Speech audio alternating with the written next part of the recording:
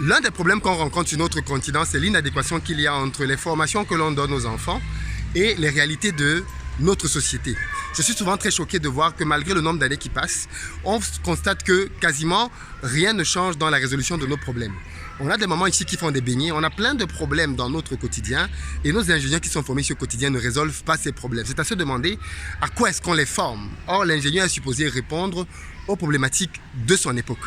Vous savez tous que dans les années 60, les pays africains étaient au même niveau que les pays asiatiques.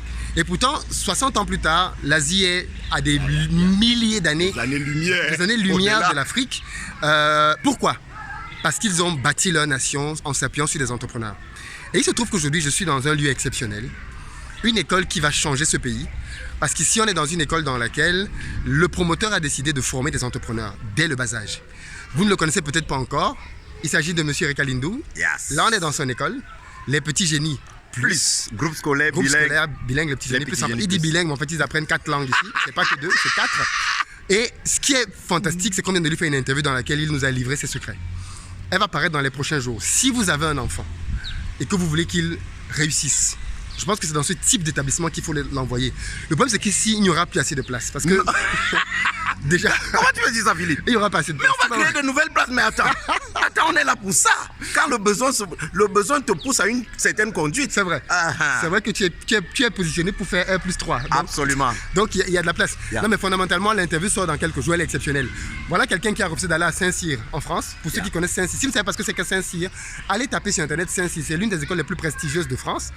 Et il a refusé d'aller à Saint-Cyr parce qu'il a dit c'est pas ça mon destin. Mon destin, c'est d'être entrepreneur. Et cette décision lui a valu le bannissement. Sa famille l'a complètement banni. Et voilà quelqu'un donc qui a commencé de rien du tout dans la vie, qui cherchait à manger un plat de nourriture par jour.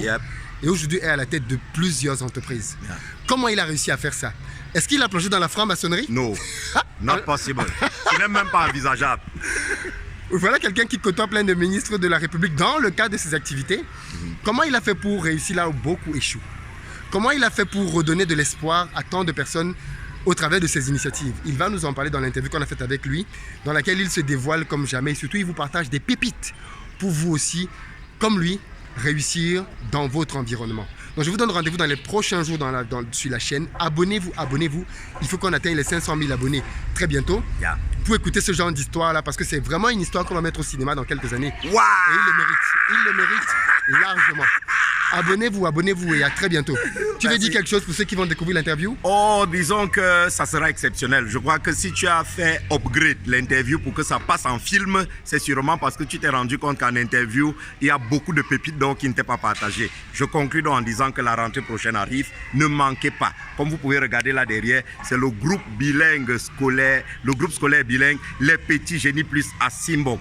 Ça sera exceptionnel parce que ici, nous formons les entrepreneurs de demain. Merci à Investir au Pays. Ne manquez pas de vous abonner et surtout partagez toutes les vidéos de Investir au Pays et de Philippe Simo. Thank you. Kudos. Thank you. Ciao.